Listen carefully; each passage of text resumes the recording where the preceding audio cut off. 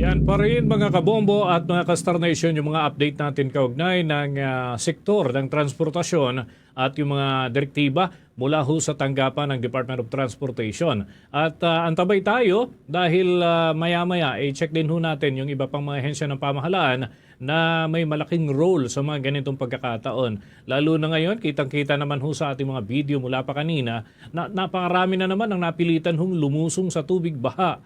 Ang problema nito ay baka dumami na naman yung mga sakit na nakukuha po dyan sa maruming tubig.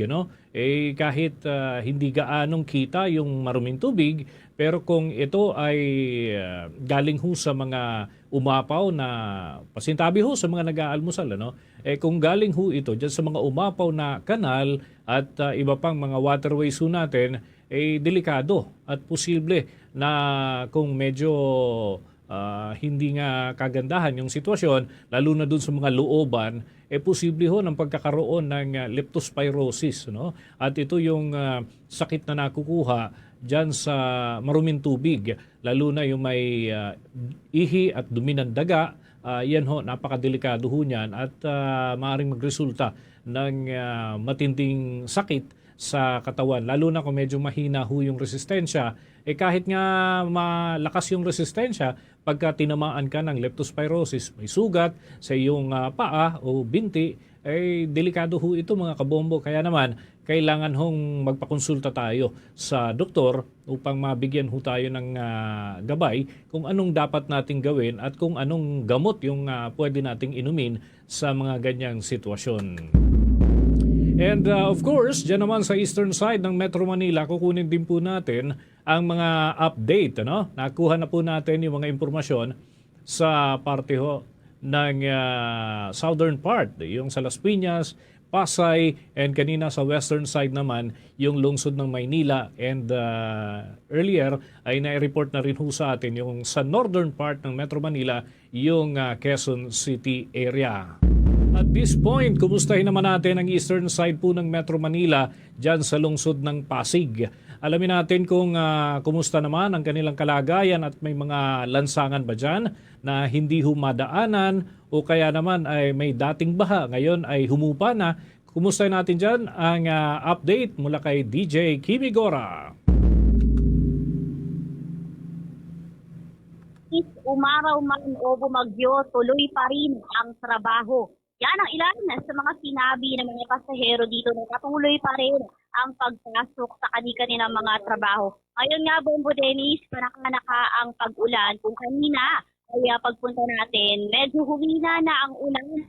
Ngayon ay medyo lumakas ulit ang ulan dito sa may bandang MRT Ortigas Station dito sa Pasig City. Marami pa nga rin po ang mas piniling pumasok sa trabaho ngayong araw ng Martes. Kahit pa nag-anunsyo na ang pag-asa ng red phone warning ngayong araw dito sa NCR. Kabilang na rin ang Bataan, Cavite at ilang bayan at lungsod sa Bacoor, Imus, Kawit, Cavite City, Novelita, Tanza, Rosario at General Trias. Ang ilan nga dito, Bombo Dennis, ay sinabi nila kanina na na-stranded sila. Wala pa kahapon na galing sila sa SLEX at mas pinili na lamang nila na maluluyan muna o tumuloy muna sa may bandang Monumento at Muñoz kaysa bumalik pa sila ng Bulacan. Yung iba dito galing pa talaga sa ibang karatig na probinsya, Bombo Dennis.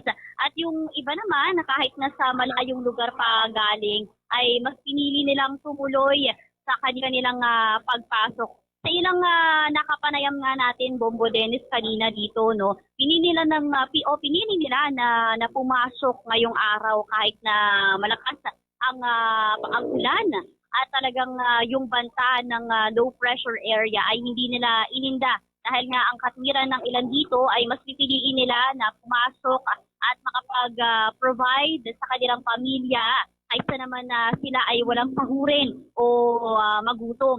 Kaya naman pakinggan natin ang ilang panayam natin, Bombo Dennis, sa mga pasahero dito sa may MRT Ortigas Station, Pasig City.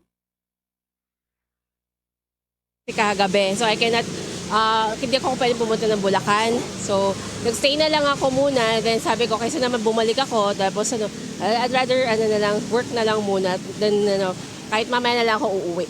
So hindi ka pa po nakaka-alis po? Yes, so pala to, lahat to binili ko pala lahat. So ibig sabihin, nagstay na lang ako dito kasi nga, instead of staying the terminal, so naghanap na lang ako ng check-in. So saan po kayo galing po? Galing ako ng Muñoz, doon ako nakakuha ng kasi wala na akong makuha sa monumento. So supposedly monumento ako. So Muñoz ako nakahanap, then ngayon papasok na ako for my shift. So yun. Thank you, thank you.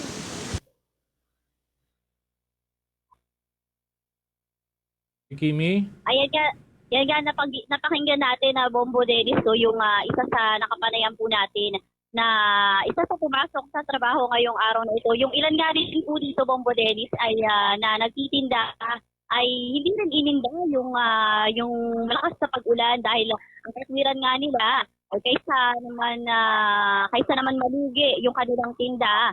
At kaysa naman na tumambay sa bahay dahil sa lakas ng ulan, ay mas pinili nila na maghanap buhay. Okay lang daw na matumal, basta kahit papano may tinda o mayroon silang kita ngayong araw na ito. Ang ilan nga, Bombo Dennis, na ngayon nga patuloy pa rin ang pagdating ng mga pasahero dito. Ang karamihan ay nakasuot ng tsinelas at bota para suungin ang malakas na pag-ulan, Bombo Dennis. Yeah. Saan ako? Tapos, Bicol po. Magkano na po kayo nakalaman? Kuha na po. 12 taon na. Ano po ba ang oras ng araw ng pagkakas? Opo, kailangan po kasi. Kahit nung umulan, kahit bumagyo, nandito. ako. So anong oras na po kayo nakalaman? Alas 4. Madaling araw. Ano oras po kayo? Kamusta po ang benta sa ganitong panahon? Ayos din po. Kahit kunting tiis lang. Para maubos. Magyantay-yantay ng bibili. Ayos lang. Kaya thank you po din. Yes, yan po, Bombo Dennis. Ayan, sangilan po sa nakapanayan po natin ngayong araw na ito dito sa may MRT Ortigas Station dito po sa lungsod ng Pasig. How's that, Bombo Dennis?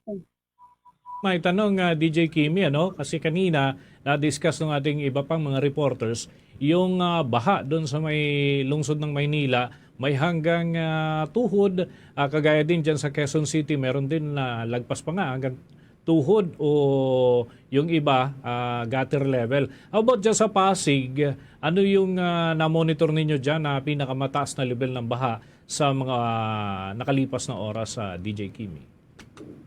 Mm-hmm. Yes, Bombo Dennis, dito sa may papunta rin ng Ortigas, may mga hanggang gutter na rin na baha. Naging sa kalapit na lungsod. Ako, Bombo Dennis, dun sa mga dinadaanan rin ng pasahero dito sa may bandang crossing sa may show.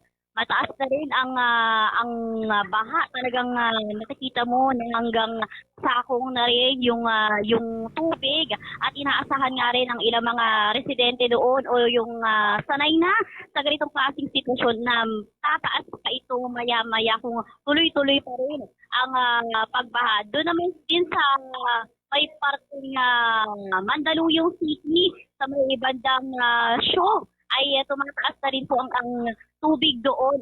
Patuloy natin itong imo-monitor at bibigyan po kayo ng ilan pang update din maya-maya lamang, Bombo Dennis. Okay, with that, maraming salamat. Mag-ingat kayo dyan. Mula dito sa lungsod ng Pasig, ito si Star DJ Inigora. And this is Bombo Radio Philippines, the #1 and most trusted source of news and information. Basta Radio, Bombo!